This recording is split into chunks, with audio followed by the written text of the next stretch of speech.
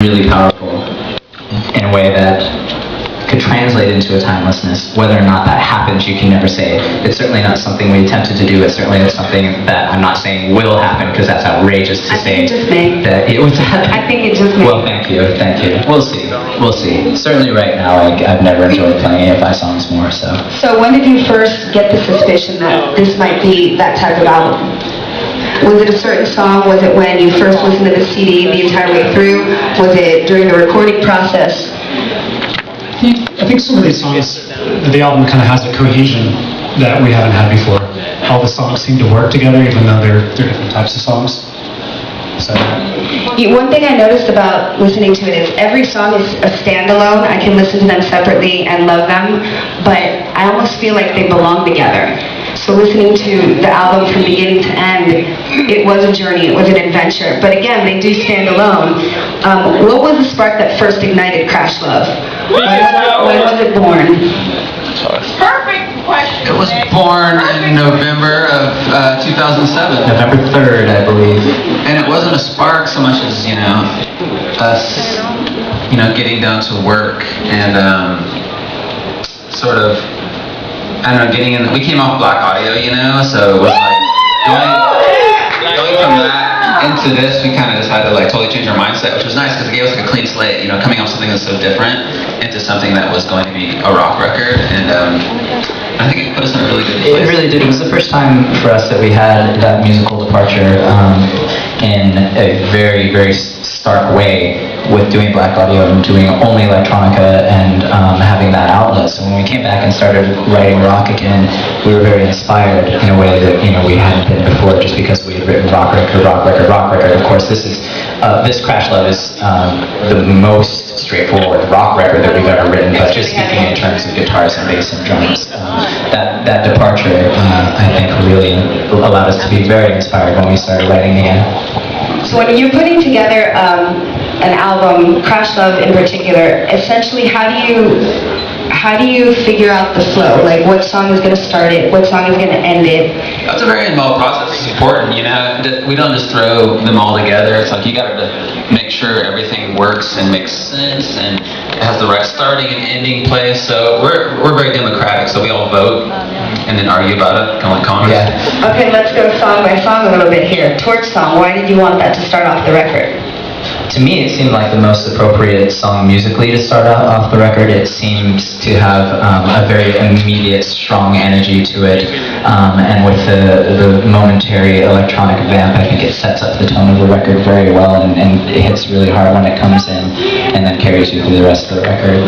And that was the one, actually, that we all agreed on, I think, as if we were all okay. My favorite to listen to back to back is 3 and 4 and Transmission and Too Shy to Scream. Lisa, again, thanks for pointing that out. The test for me when listening to music is in my car when I'm driving, specifically at night when you're not in traffic, that your mind's kind of free and you're not homicidal. So on the way home from work last night, there's a tequila girl you've been drinking the Ringo. The Ringo, whatever bartender took care of you, I'm gonna go tip her. You're awesome. I was listening to those two in particular. Did you want to put those two back to back? No. Yeah, we did. Yeah, everything. We wanted to do everything that we did there. Did they make you do a wheelie? They just feel like they belong together now. Veronica Sawyer smokes. Why Veronica Sawyer? Veronica Sawyer is a character from Heathers. From Heathers? Yeah, and when you watch that movie, you might think that character is infallible until you notice that she smokes. Exactly. Very nice. Exactly. She saw Veronica Sawyer at the Rainbow Room, and she's like, "What, you're smoking?" She's honestly one of your biggest fans, and had she really is. I met her on MySpace, because we live in an age of social networking. I met her through MySpace, and her love of music is something that I could relate to, and anytime I went to her page, it was all AFI'd out. Oh, well, thank you. And I could always tell what kind of mood she was in based on what AFI song she was listening to. Why do you think, well, for me, the love of AFI that I have is you guys have always taken the pain of life and love and made it tolerable and almost beautiful, and that's one of the things that I love most about AFI. You take pain and make it art, and I've always found comfort in your band and your songs. Why do you think you have such diverse audience? A diverse audience? Yeah, you really do. I mean, we're really lucky to have a diverse audience that we have, and doing this for 18 years, the diversity has grown and grown, and actually we've reached a point now where we have people who are younger than the band who are coming to shows, and we have people who are, as old as the band or as old as we are, who have been with us for years and years, and it's really fantastic. And it's hard to say. It's hard to, step back and say, why do we appeal to so many different people? And all I can think of is that we don't really play a certain niche type of music. We don't play, our music doesn't have a category or doesn't have a scene. We're lucky that rather than appealing to no one, that instead it appeals to lots of different people, because that's the risk you run, especially when growing up and coming up in the hardcore scene and being different than the bands that we were playing with. We were always, I mean, even in the early 90s when we wanted to play straightforward Los Angeles style hardcore, we were playing in mixed bands who just wanted to sound like Jawbreaker. And when you're doing that, you always run the risk of no one liking you. For some reason, people liked us anyway. So, I mean, not at first, but eventually, people appreciated what we did for what we did, for what it was and what it is. And I think also simultaneously, maybe if it's even subconscious, what they recognize is that what we do because we love it, and it's, we're very honest about what we do. We play what we play because we enjoy playing it, and I think that appeals to a lot of different people on different levels. Hunter, you've been kind of quiet. Do you think that's what it is about your band that so many people love and relate to because you love what you're playing and you're genuine, or do you think some of the lyrics? Yeah. Yes.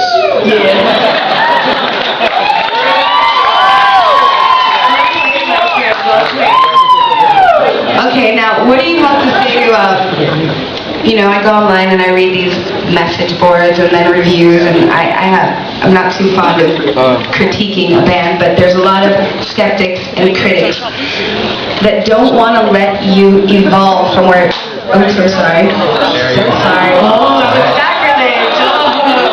You are one of them, obviously. There's a lot of critics and skeptics that don't want to let you evolve from where you first started. They want to keep you that small little hardcore punk band, and anytime you do anything that expresses any form of evolution, or you try and change your sound a little bit, or just grow up, they don't want to let you do that. How does that make you guys feel, and do you have anything to say to those type of people? That's fine. It's kind of mind-blowing to think that people would consider that after 18 years we would be doing the same thing, and maybe even after 5 years and seeing the changes, that would even bother them. I would think they would have stopped caring so long ago, but that's cool if they like the first album, they like the second album, they can listen to it. Or if they like, if they want to hear a hardcore band, there's tons of great hardcore bands out there. There's a lot of great music that they can listen to. It's fine. I don't care. Good answer. Now, who are some of your influences nowadays? Who do you guys listen to on your time off? Hunter, I expect more than a one-word answer from you. Go for it, man. I actually listen to a lot of jazz. Okay. So, Strike me as jazz type. Adam? I listen to all kinds of things. There's a band called Parts and Labor that I really went to lately. Okay. From Brooklyn. Okay, Jade? I don't know if it's because we were just in England, but I've been listening to Crystal Castles and LaRue and some of that stuff recently. Very nice. Davey? I listen to a ton of stuff. This morning I was listening to Strawberry Switchblade, and I like the latest Dead. You didn't even hear what I said yet. Wait. I bet I'm just gonna go out on a limb and say that lady right there loves the new Dead Mouse record. I love the new Dead Mouse record, and I love the new Metric record. I think it's really Okay, so I have some questions from fans here. Alright.